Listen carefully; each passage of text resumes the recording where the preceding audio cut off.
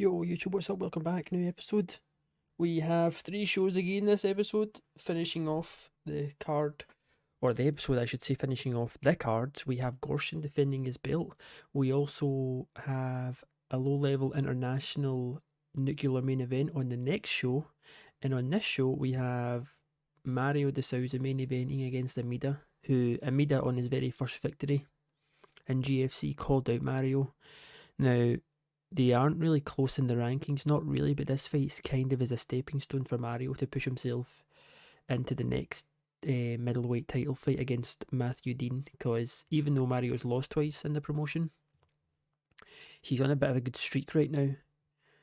He obviously lost to Kroki, then lost to Nigel Malley, but then beat Nigel Malley to kind of reverse that loss. So he's on very good momentum. And Amida was the one that called him out, so it's only fair. Amida, it's kind of, he's bitten off more than he can chew at this sense, in a way. But then we got Stafford Dahl, who's back as well. He won his last fight, so he's hoping to build off of that. And he's got Phil Vedegree, who of course was at Sigma for a bit. He had his first ever career loss at Sigma against Tony McCall, who he was supposed to fight at the time for the belt here, but Sigma stole it off of his. And then I was expecting him to bounce right back, but it could be the start of a downward spiral for him because he lost to Fujikawa. But if he beats someone like Stafford Al, who's one of the best heavyweights in the world, it'd be a huge comeback win for him. Then we got 2-2 Popic against 2-2 Bill Cumming. We got Anisim against Loretto Callens, who lost his last fight, I believe, or was it he won? Yeah, he won his last fight after losing his debut. So he'll be willing to get some momentum going. Then we got debuting Gabriel Horgan, who's a high-level karate fighter with pretty decent takedown defense. I've seen a lot worse on strikers, to be honest, but he's up against Kenji Toma, who still holds pretty decent name value, but he's on a losing streak right now. He lost to the hotshot Scott, which was a huge surprise on Gary McSwiggan's debut. He beat him, and then he lost to Elgar, which was a solid win for Elgar, to be honest. But Kenji really needs a win. If he loses this, he's probably going to get cut, which would be pretty crazy to think someone who's getting paid about 18,000 a win could get cut this early. He'll probably get cut and come back though if it did happen, but hopefully that's not the case. Hopefully he can not only win but get a finish, a good fight, a good finish fight to get his momentum back. And then speaking of the hotshot Scot, 2-0 Gary McSwiggan from Scotland. He's up against Thierry, who lost his last fight to Yamada, who's arguably one of the best people in the world right now, but he's beaten the likes of Elgar, who he was the underdog against. He beat Bryson Evans, who's got huge knockout power, who I believe at the time he was also the underdog against. So if he also goes on now with a comeback fight and beats McSwiggan and hands him his first loss, it would be huge. Then we got Sammy Miller from Wales, a fellow UK man. Decent physicals, not the worst. A national caliber pancration fighter as well. Good wrestling, good takedown. We'll see what he does in the heavyweight. Not a bad addition. Comes in 18 years old. Morozov's back. He's 2-2 against another debuting Henry Haney, who's a fellow Scotsman too, making his debut. High level submission, pretty good chin. Not bad addition to light heavyweight. We'll see how far he can take it. Morozov's a pretty decent first test. We got Trevor Murray, still unbeaten, probably going to pick up another win. And then we also have Piotr Dabrowski making his debut all the way from Poland. Another average, you could say, addition to welterweight, but we need all the welterweight fighters we can get right now that have any sort of significance or skills, so hopefully he can pick up a win. But we're going to breeze through the card, then we'll get through the nuclear main event of the next card, and then we'll be on to the last show, which will be Gorshin defending his belt. Okay, we got bang on 60% commercial, so mid-level national. We made pretty much almost bang on 2,000 in attendance too. This card had a lot of call-outs. Most of them were recall-outs, but we did have a few new ones. Most noticeably, a lot of the new guys. So Piotr won his debut, good rated submission, and he then called out Sapatov, which is kind of mad that he's went straight to the guy at the very top. But I guess if you're going to call anyone out, you call out the best, so he's making a statement. Trevor Murray then won to stay unbeaten. He didn't call anyone out. Then Henry Haney, the fellow Scotsman, he beat Morozov and called out Joseph Minkowski, which was, again, bold. You win your debut, get a call out. pretty nice. Then the Hotshot Scott, he also won, and I believe he didn't call anyone out. There was one or two more though. Gabriel Horgan also won his debut. Sammy Miller lost his, sadly. Then Loretto Callens, he also won against Anisim. Popic beat Bill Cumming. But out of all of it, even though Horgan won his debut, Kenji Toma lost. Which means Kenji Toma is getting cut. Which is crazy when you look at him. He's a world caliber fighter. And he's getting cut already. After 5 fights. But he's minus momentum. He's still got good name value in Japan, but not really here anymore. We'll let him go. He's still young. We'll probably bring him back. But we'll see. Stafford Dal also won and then resubmitted his fight option out to Tim Boyer, saying that he hopes he still takes the fight. So it's another loss for Vedegri. But this fight, I went over because it was a split decision, as you can see. And it's only showing us the whole fight, but I went through it round by round, and I'm very surprised that Phil Vedegri lost. Because he definitely won the first round. He landed the only power punches in the first round. He pretty much doubled the strikes on Stafford, and there was no takedowns. And then in the second round, he also landed power punches, and Stafford landed none. And then on the third round, Phil Vedegri just didn't throw anything, and it was all Stafford, but he didn't really dominate it. But they somehow gave it 2 rounds to 1 to Stafford. So it's a third loss in a row for Phil Vedegri, 2 of which have been in my promotion, but I would say he's been robbed today against Stafford, to be honest. So it could be like I said, the start of the downward spiral for Phil, who was kind of like the GOAT in a sense of the promotion. He was like getting booked so smart, but it was so unintentional, it was kind of becoming funny. But now it's Sigma's fucked him and he lost to Tony McCall over at Sigma, and now it's falling apart for him. But we're booking our next 4 or 5 shows in a row on SportsTube, even the title fights, even the low international fight that's coming up next, because I want the pop. And 2.3% is a great increase this show. We didn't really get any greats. It was all pretty good. I don't know who to give the awards to, honestly. I guess I can just choose away from the goods. We will give submission to... Let's give it to Mario. Yeah, why not? It's now pretty much, with Mario winning this fight, it's between him and Mac Fuller to get the next title fight, but Rob Baines, who lost the belt to Matthew Dean, is still sitting second on the rankings. Mario, I believe, is third, and then Mac Fuller, with a crazy record of like 7-0, is sitting fourth, so it seems a bit unrealistic to give it to fourth on the rankings and the third number 1 contender, technically, Mac, but I can't give it back to Rob because he needs to fight 1 or 2 guys. But I also don't really want to book Rob against Mac because I kind of want to, if Mac's going to fight for the belt, I want him to be unbeaten when he fights for it on full momentum, even though he's going to lose, but still. So I think it's going to be Mario next against Matthew Dean, which will probably be before the end of this year. We'll probably book that in. But we'll give Mario submission. We'll give fight of the night. Who do we like that got a win? Let's give it to Piotr, since he also did a nice call out on his debut, or a pretty bold one against Sapatov. And we will give KO to... It's only between these two. You know what? Even though he didn't get a good rated fight, let's give it to Gary, the fellow Scotsman. And we should take some decent money with the attendance and stuff. 139k. I think we're at about 4 million. But I think I'm going to try and get to 8 million and make an enormous advertising company.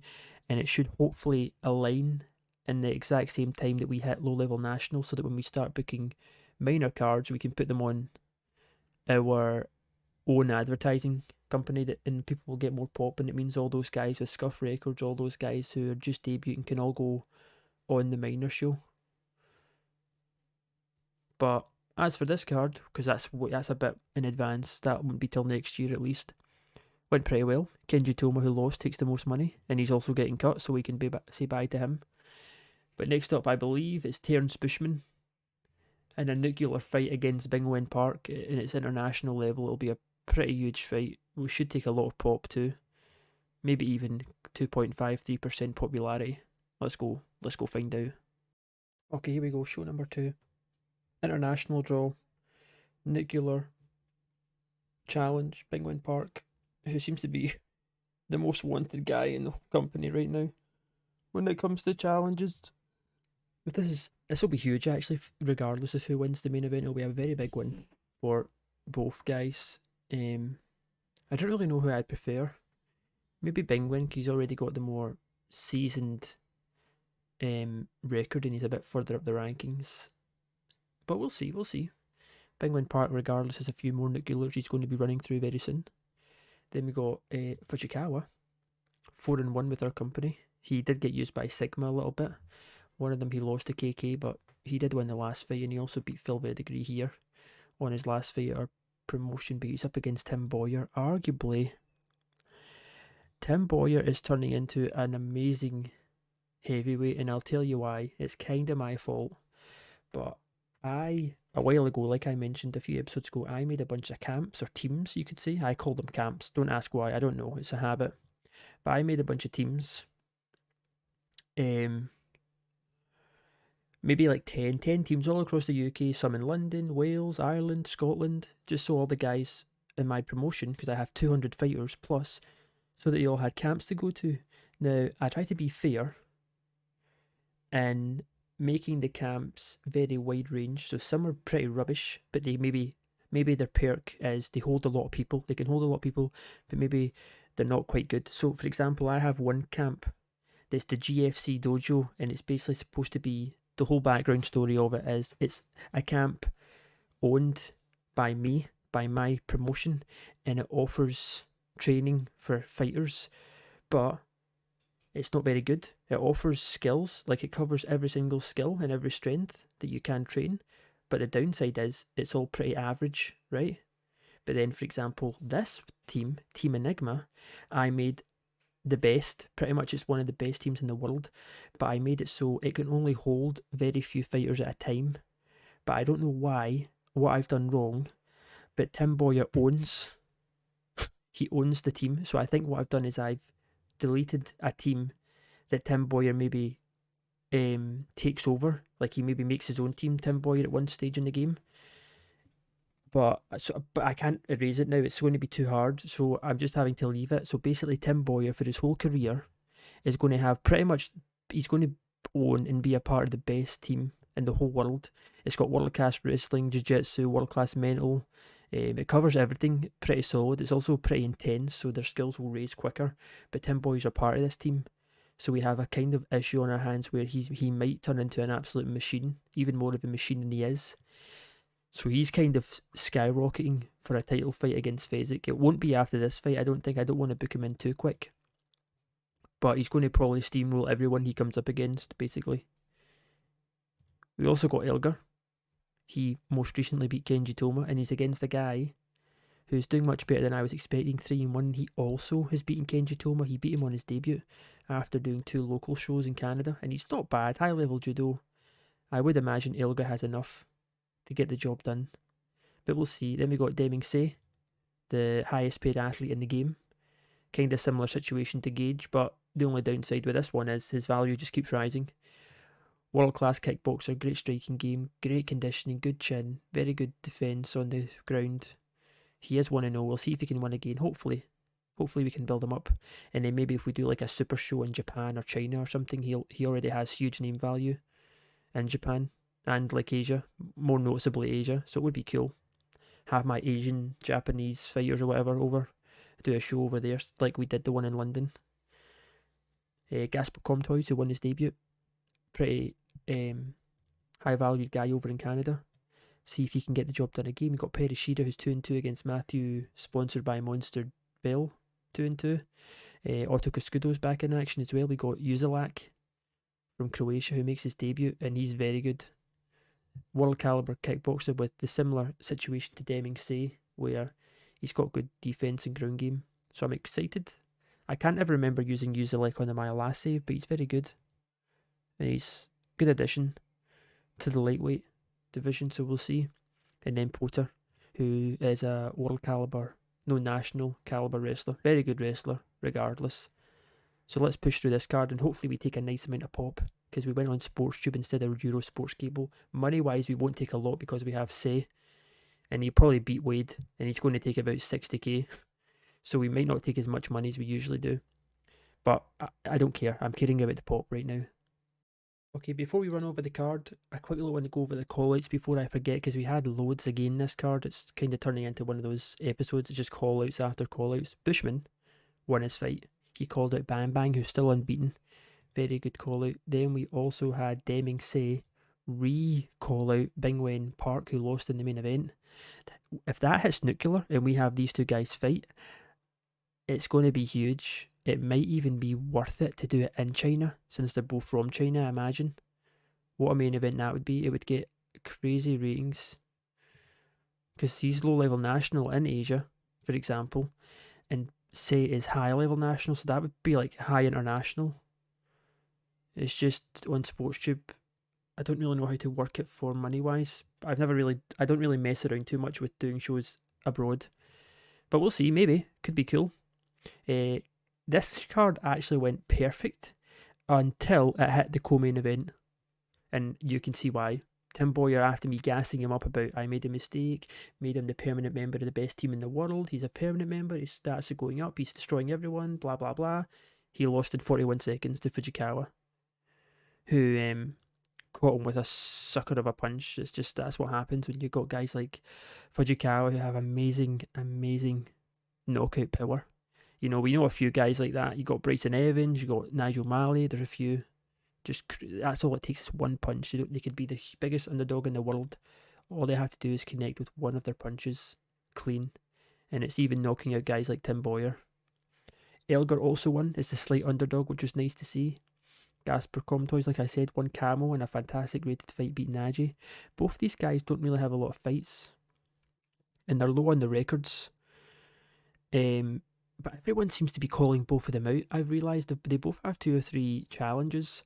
I also have this issue right now where it's coming up the 140 to 155 pound division instead of lightweight. So a lot of the records aren't stating who's ranked. For example, if I go into one of their fight histories, it's not coming up ranked fighters here. It's like a bit jacked, but it still works. It's still working. It's because I've edited it. But the first time I edited it, it still worked. Like, it still came up lightweight after I sort of saved it, redo it and saved it again. But this time around, it's not really working. I'm not going to lie. I don't know why. It's kind of bothering me, but it's not really affecting anything, so I'm not too worried. But we also had Cascudo won as expected. Porter stays unbeaten. Uzelek won his debut. Matthew, sponsored by Monster Bell, also won. So it actually went perfect. Everyone who I wanted to win, which was like maybe 8 out of the 10 fights, they all won. But then Fujikawa beat Tim Boyer, which I'm not really too fussed about, because Tim Boyer will pretty much spank everyone. And if he had to fight Fujikawa again, which is likely it'll happen, he'll probably beat him. But we get 77 into low international. And I changed, this was actually SportsTube, but last minute I changed it to Eurocable, because I've realised with some of the bigger shows coming up, like the title fights, if we put them on SportsTube and take about 2% pop, with the amount of shows we're booking each month till the end of the year, we should still make national. So I kind of just did this because it's probably the only international show we're going to have for another, like, at least 4, 5, 6 shows. So it was just to kind of squeeze like 500,000, like get an easy 500,000 profit. Even with the likes of Deming Say on the card, we should take a lot of money. Because I think earlier I said it wasn't SportsTube when I was running over the start of the card, but it's not. It's not on SportsTube. But last minute I changed it to Eurosports Cable. We're going to give a 5k performance bonus again and give it to Camo for the fantastic, as we usually do, but not usually this early. But screw it. 2 greats, so submission goes to Say, and even though it wasn't should we? Yeah, Usyk fighting Gasper can take KO, even though it wasn't like there was an actual knockout 1-punch strike. In fact, you know what? Give it to Bushman. Give it to Bushman. Okay, nice, perfect, just what I envisioned. 500,000. And that's crazy to think we still take that much money, considering we gave out 150k to fighters on this card. Bushman taking 21. Deming Say will probably be the number 1 most paid athlete in the world now after that. I'm going to have to try and renegotiate his contract at some point, so it's a bit lower, but it seems to just be going up and up. The reason it was so easy with Gage is because he was losing, so his value in employment was dropping. So when I renegotiated to give him an exclusive deal, I cut about 12k off his wage. but that's probably not going to be the case with Deming. So he might just keep earning this much, to be honest. We might have to just live with it. But it's making me a lot of money, so I'm not really bothered. Well, it seems like an episode update, very consistent. Piotr Dabrowski on his debut, who he won the fight, GFC 51. Yep, he's out. He's out for a year. Oh well, I guess.